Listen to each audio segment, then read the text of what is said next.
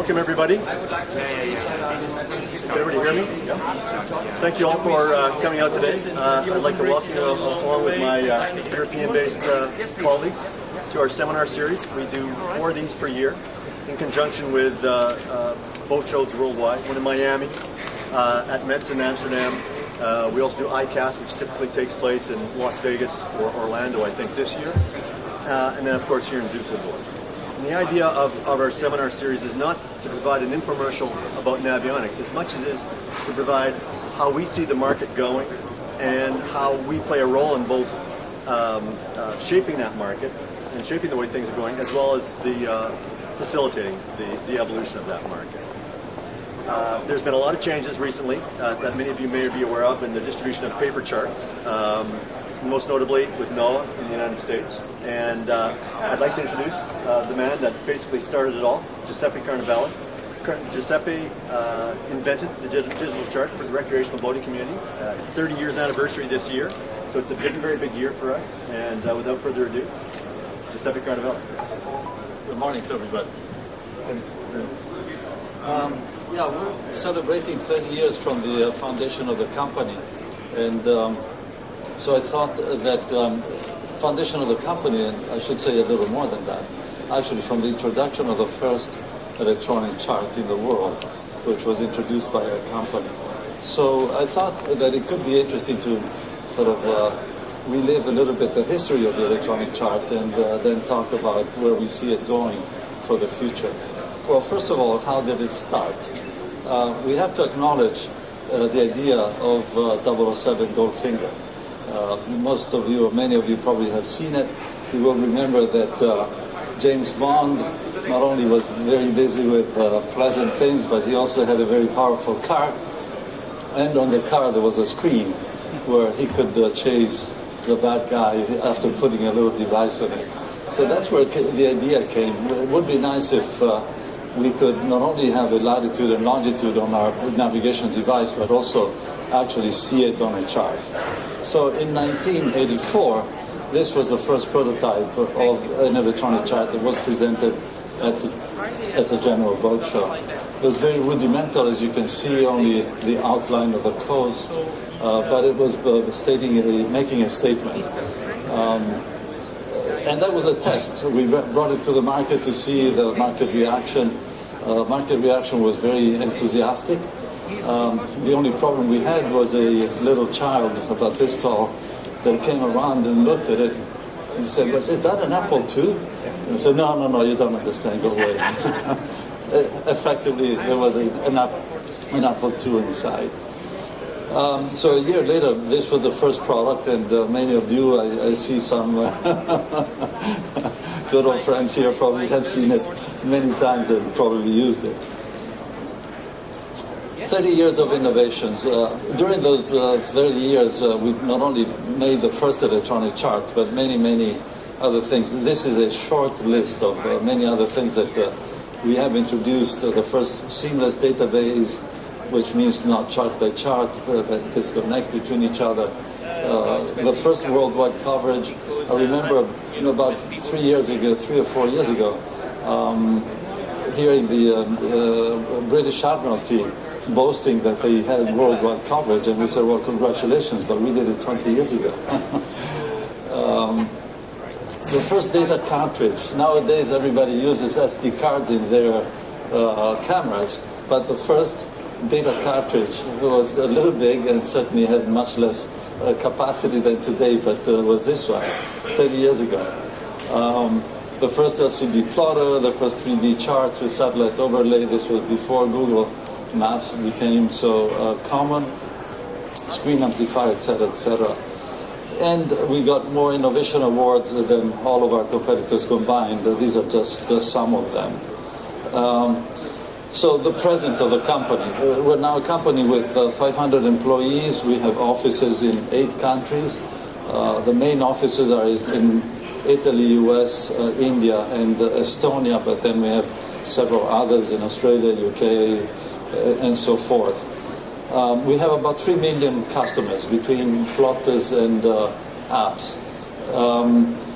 And it's very important that our community of people that contribute crowdsourcing is now almost 100,000, and they have contributed about 500,000 changes to our charts. A lot of them, really. So our charts have been corrected for errors of all sorts, but also updated and improved in many, many ways by our community. Another very important bit of information is that during 2013, our apps during the year have been used about 40 million times. 40 million times, that's a lot. That's almost, it's actually more than 100,000 times per day, which gives a big idea of how frequently and how in many places the apps can be used. And the peak was on July 15th with more than 1.5 million sessions in just one day. So this really tells how things are moving and going from the early years in which things were a little rudimental. So we can definitely make a statement and say, can you think today of navigating or boating without an electronic chart? So I think we can make a claim that we have changed the way we navigate, and forever and for the better, I would say. So much for the past. So we now talk a little bit about the future and where do we see that going. The world is changing, and there are some very important changes happening. One, as Don just mentioned, is that the American Hydrographic Office has announced that as of September, as of April, will stop printing paper charts. That's quite a change. I must say, even we did not expect it. They are not going to print paper charts anymore. That's quite a change. Meanwhile, in Italy, there's legislature that allows the use of chart plotter. ECS is a term for, let's say, non-professional chart plotters to be used, legally used as a replacement of the official charts. Norway just announced a couple of weeks ago that they're going to do the same. France and I believe also Germany have some kind of legislature that is either in place or coming. I would say that, however, worldwide, it's a de facto accepted now practice to use the electronic chart at all times. But is this enough to keep up with the times and how things are going, how the world is changing? I thought I would show you two pictures that are very representative of how the world is changing. This is the Vatican City, the Vatican Square, on the day in which Pope Ratzinger was elected. You may notice a lot of people, and there's one, maybe another somewhere, person taking a picture with a cell phone. And this is not long after the election of the current Pope, Pope Francis. Look at the difference. Now I go back and forth a couple of times, and see how times have changed in just 5 years. Isn't it amazing? Just amazing. So the world is changing, and are we really keeping up with it? We have to look at a couple of things. First of all, so far, or in the past, we've taken the Hydrographic Office charts and turned them into digital.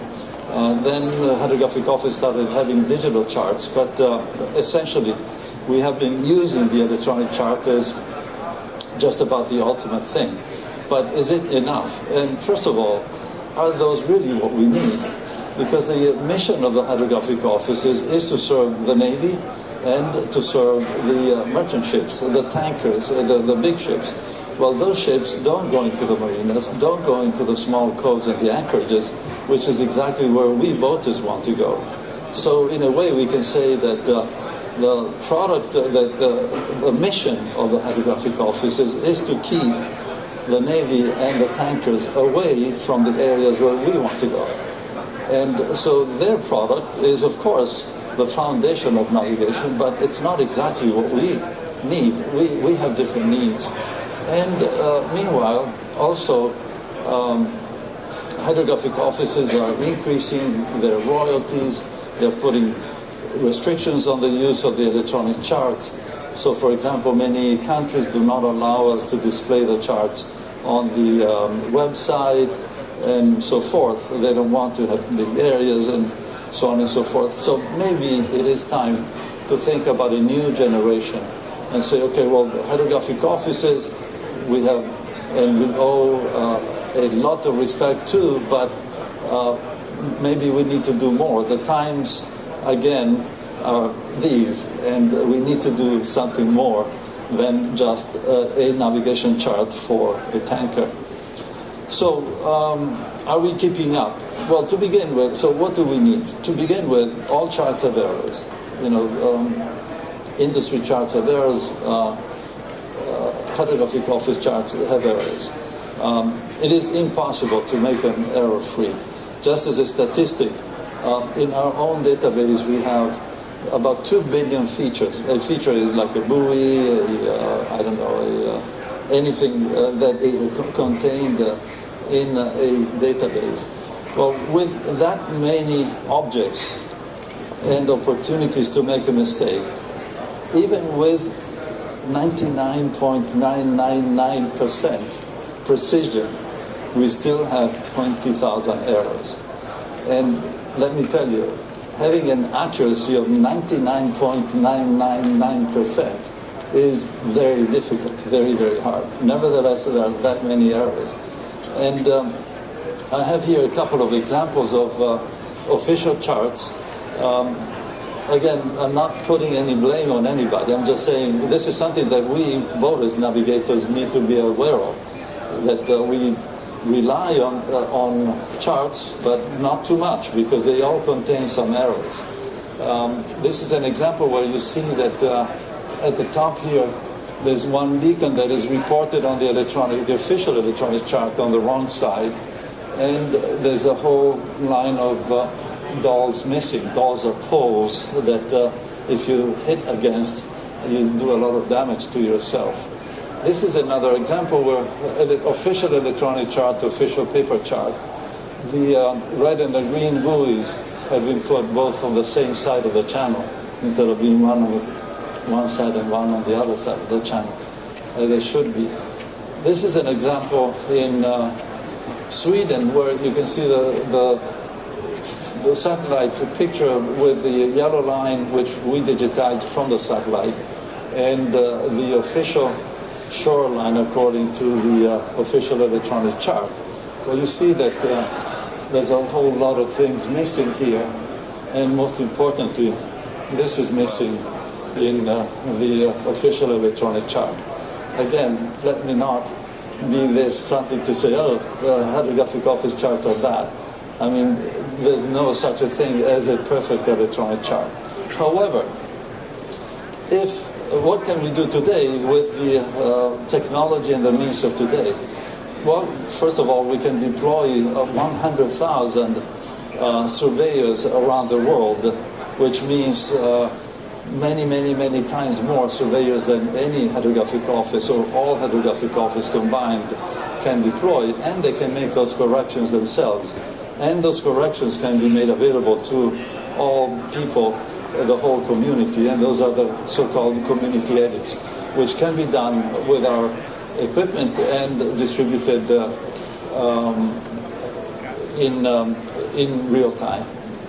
So here is what we do to answer to the demand for newer technology and something that is more for the boaters.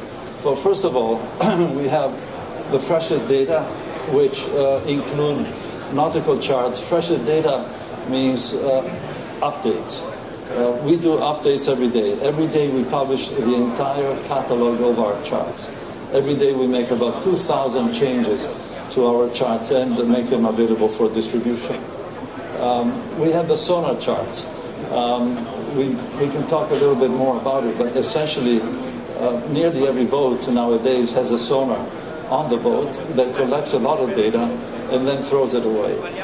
If that data, instead of being thrown away, can be saved and then used to improve the chart, we can do a lot better. And there's millions and millions of them, as opposed to what the traditional hydrographic offices have, which is tens, not even thousands, maybe hundreds, but not thousands. And then community edits. And then, most importantly, all of those things are available throughout chart plotters, web, and mobile devices, all of which are synchronized and work in a seamless way together, so that we have that ubiquity of use of the entire system.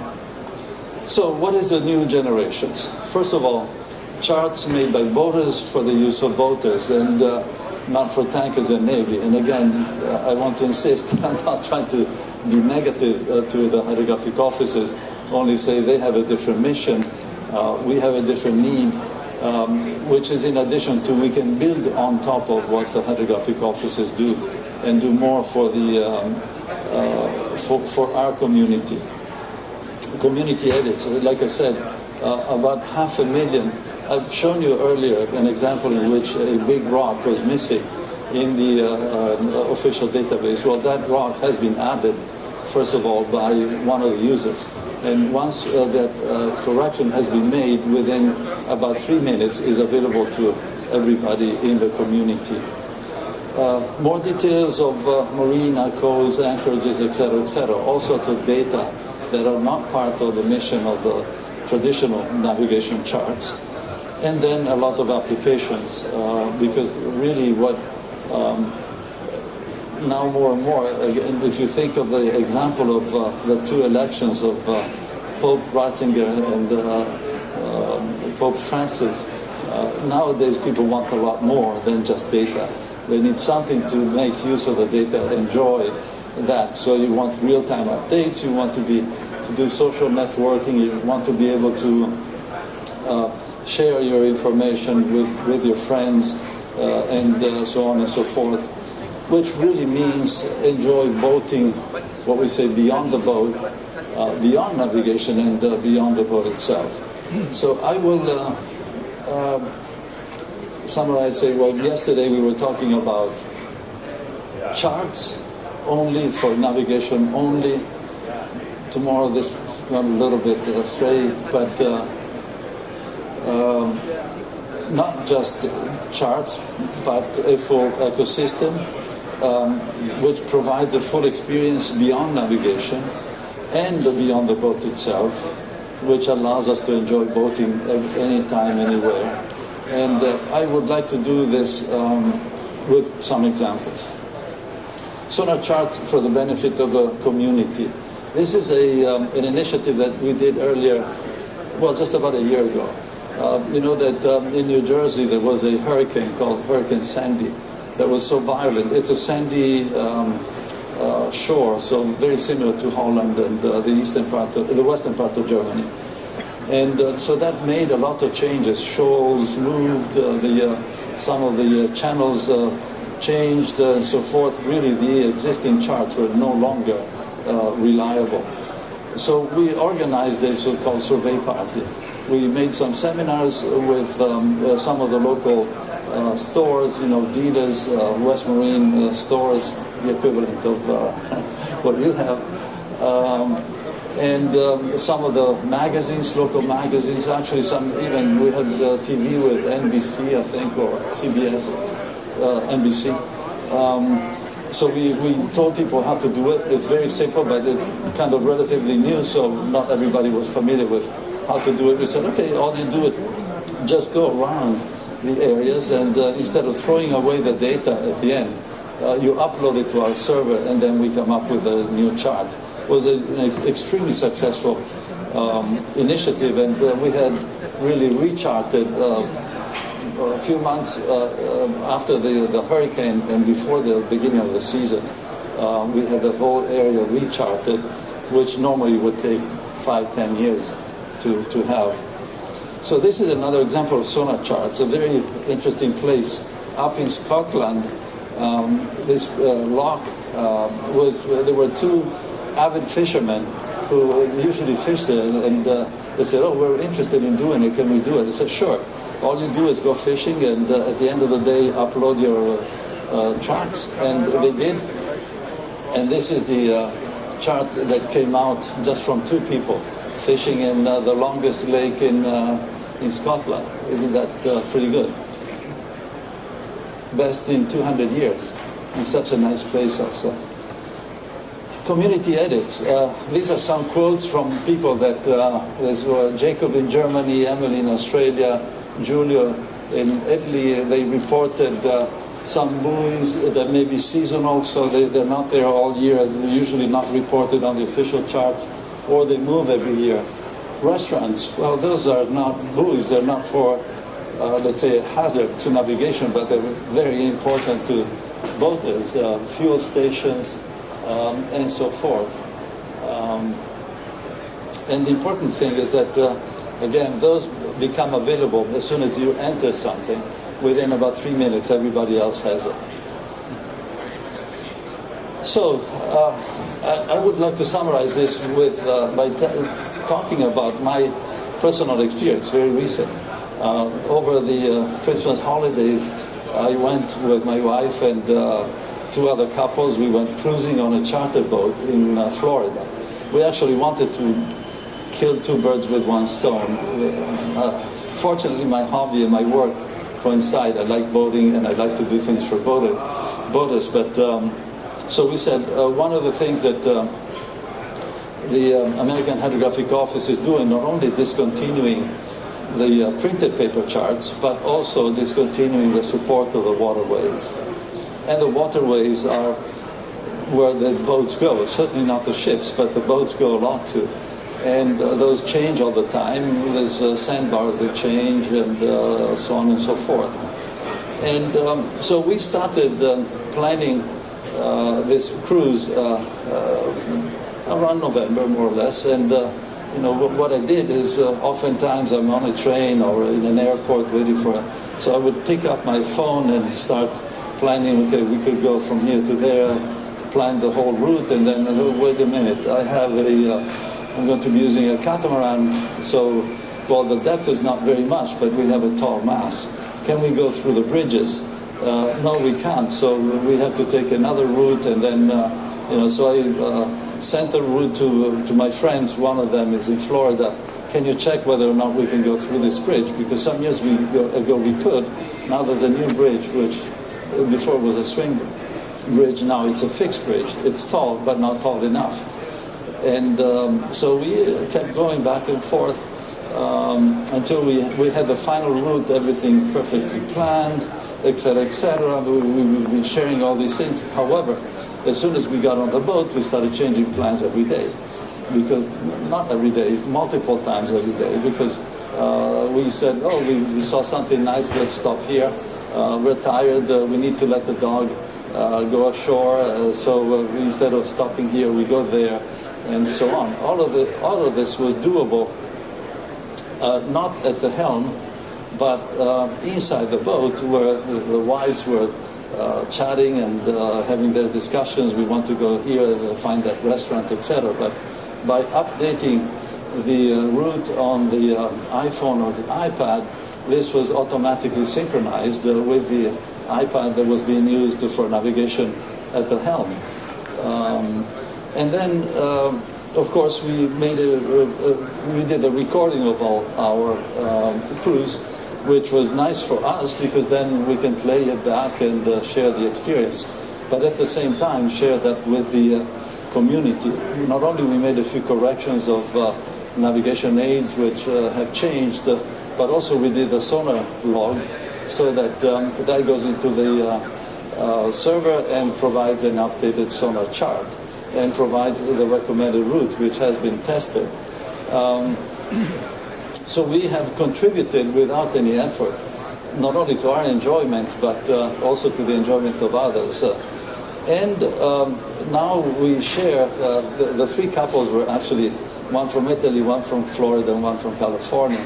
So we're not going to get together one day and relive the experience on the internet. We're going to have a virtual party and say, oh, on day one we did this, we stopped there, we went to this restaurant, we went swimming there, and so on, and that night we had a little problem there, and so forth. Typical things that we do. So the interesting part of all of this, two interesting parts, is that first of all, the time that we spent using the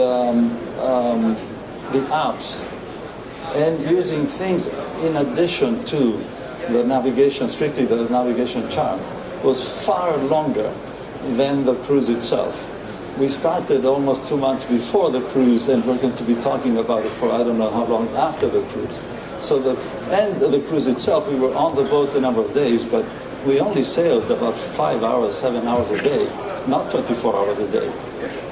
But we were almost all the time saying, okay, which restaurant, which landmark, which island do we go to next, and so forth. So there's so much more activity that goes on beyond the navigation itself. And this happens before, during, and after. This is what we really need to cover to make boating more enjoyable and to serve the needs of the boaters beyond navigation, beyond going from A to B, but also beyond the boat itself. Now, another interesting thing is that with those friends, we not only share the passion for boating, but we also like to ski. Actually, we know that about 70% of boaters also like skiing. So while we were on the boat, we started talking also about, hey, how about going to ski together? One of the biggest ski clubs in the world, you may not know, but is in Miami, Florida. Unexpected, but it's true. It's a fact. So boaters are also skiers. Many pilots, private pilots, small airplane pilots, are also boaters. Boaters and skiers and pilots usually enjoy the outdoors. They enjoy hiking, biking, and all these things. So there's a lot of common values to the activity of boaters, which are substantially outdoors people. And that is that, first of all, they need value-added charts, not just a map, but a map with a lot more information, and the kind of information and the access to the information that can only be achieved electronically. They cannot be crammed into a paper. Much more than navigation. It's really a social tool, an entertainment tool, something that you use not only to go from A to B, but say, okay, once I get there, what will I do? And what if I want to change? How quickly can I find the alternative? And so forth. And a seamless experience, meaning that if I learn how to use my device for boating, I want to be able to kind of, with the same philosophy, use it also for skiing or for other purposes. So this is where Navionics, we say we start where the road ends. We also have a very nice, brag a little bit about it, ski app, which has been very successful, has been number one in many markets around the world, that has the same philosophy as the boating app, but it's for ski. So one thing is skiing, yes, you want to go find how to go from A to B, but much more, you really want to be able to record your activity, and then at the end of the day say, oh, I have done so many kilometers of skiing, this was my top speed, my average speed, and this is better than my average or worse than my average, and compared to the other people, and talk about it for so much before and after the fact. And very soon coming, we also have one for hiking and biking, and one for flying, particularly for the small aircraft. So the future, in summary, can be made in 2 points. Point number one, Navionics has been always considered the charting company. Well, we continue to be the charting company, but we say charts that are more than just the just quote unquote. I mean, the very, very respectful charts from the hydrographic offices. There's a lot of value added that needs to be put in there to set on my phone, on my iPad. While I'm waiting for something, I can do my planning for something that I will be doing next summer. I can share it with my friends.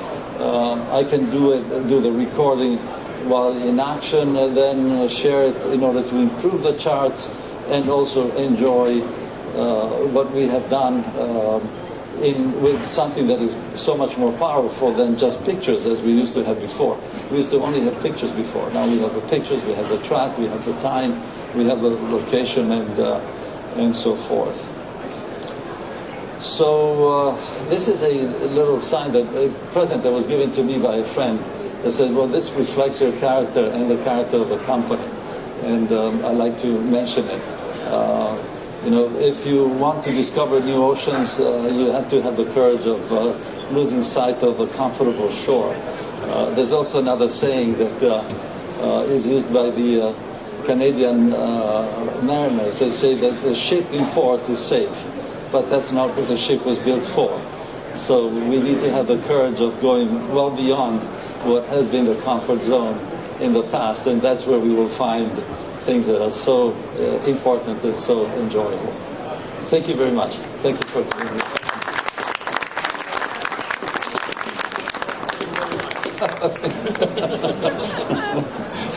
Thank you all for attending. We have some small drinks and some small... If you have any questions... please as well, of course. Yes, please. I have